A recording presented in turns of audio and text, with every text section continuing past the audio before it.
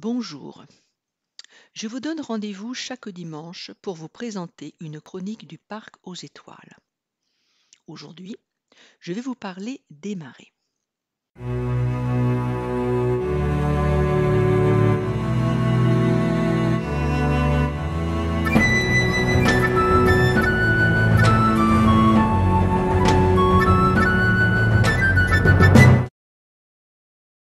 Pourquoi y a-t-il des marées sur Terre?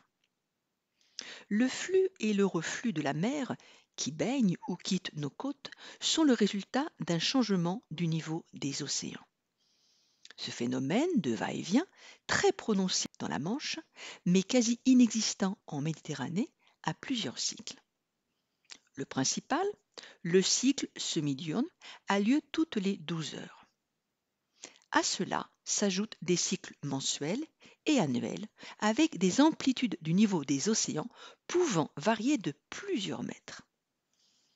Pourquoi donc l'eau se dérobe sous nos pieds et revient à la vitesse d'un cheval au galop immergé le littoral? La réponse nous vient de notre satellite, la Lune. Mais elle n'est pas la seule en cause. Notre étoile a également un rôle dans ce sac et ressac incessant. Cependant, il faut savoir que la Lune, bien que 400 fois plus petite que le Soleil, se trouve 400 fois plus proche de nous. Elle joue de ce fait un rôle prépondérant sur les effets des marées océaniques. Depuis l'Antiquité, elle avait été pressentie comme responsable de ce phénomène, mais l'explication scientifique ne sera donnée qu'au XVIIe siècle avec le physicien anglais Isaac Newton. Les marées sont le résultat de l'attraction gravitationnelle générée par la Lune et, dans une moindre mesure, par le Soleil. L'eau, irrésistiblement attirée, se soulève et la marée se forme.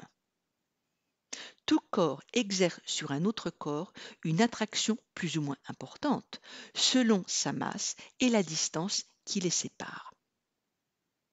Notre satellite fait subir à notre planète une attraction plus de 2 fois supérieure à celle de notre étoile. Ce ne sont pas seulement les masses océaniques qui ressentent cette attirance, mais aussi les masses continentales. Cependant, pour l'eau qui est un fluide, les marées peuvent être très spectaculaires selon où se situe la Lune sur son orbite par rapport à la Terre et au Soleil. Représenons-nous notre satellite tournant sur lui-même et autour de notre planète, puis le couple Terre-Lune orbitant autour de notre étoile. Lors de la pleine Lune et de la nouvelle Lune, les trois protagonistes sont alignés, provoquant des marées de fortes amplitudes, dites de vives eaux.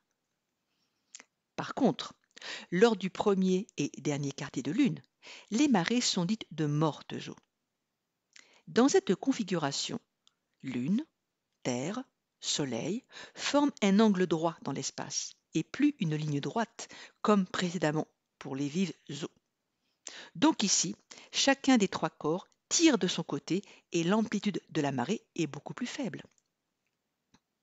Tel un navire qui tangue sur une mer fortement houleuse, les énormes quantités d'eau déplacées provoquent un ralentissement sur la vitesse de rotation de notre planète.